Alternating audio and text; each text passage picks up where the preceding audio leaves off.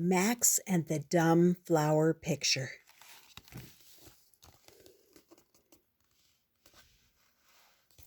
There's a place for my own flower picture, and here's a bunch of different flowers drawn by different artists.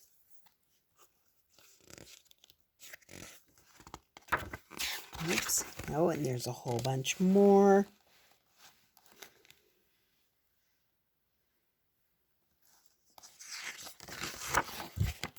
Max and the Dumb Flower Picture.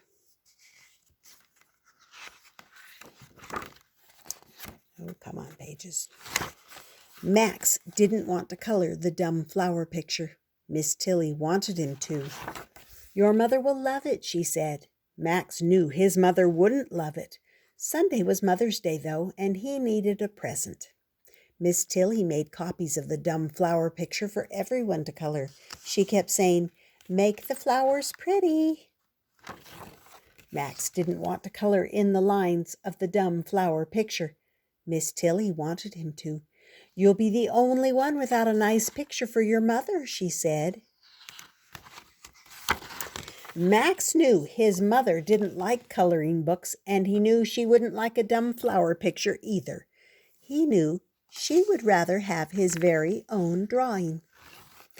Max just sat there and sat there. The other children did what Miss Tilly wanted them to. They stayed in the lines and made the flowers pretty. Not Max. Max stomped his feet and sulked. Max couldn't sit there any longer. He jumped up, grabbed his dumb flower picture and his crayons, and ran to the playground. He hid behind the bushes, turned the dumb flower picture over, and started to color. The other children went looking for him. Miss Tilly was worried that he had run away. She called the police to help look for him. After a while, Abby said, "Here he is, I found him." Max came out from behind the bushes.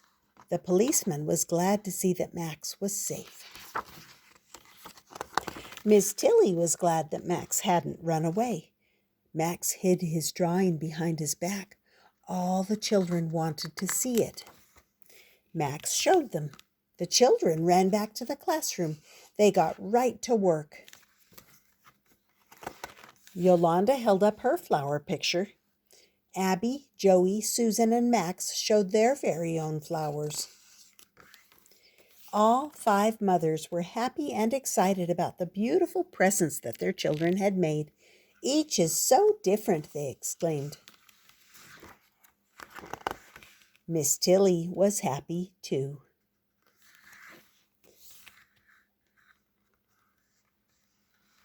And that was the story of Max and the Dumb Flower Picture. The pictures in this were done by James Rumford, and he talks about how he got to know Martha Alexander when she was in her 80s, and that she believed that children need to feel the freedom of creativity. So you can read that if you'd like. It tells about how she left him her manuscript and unfinished sketches, and he worked with those to finish the book. And that was the story of Max and the Dumb Flower Picture.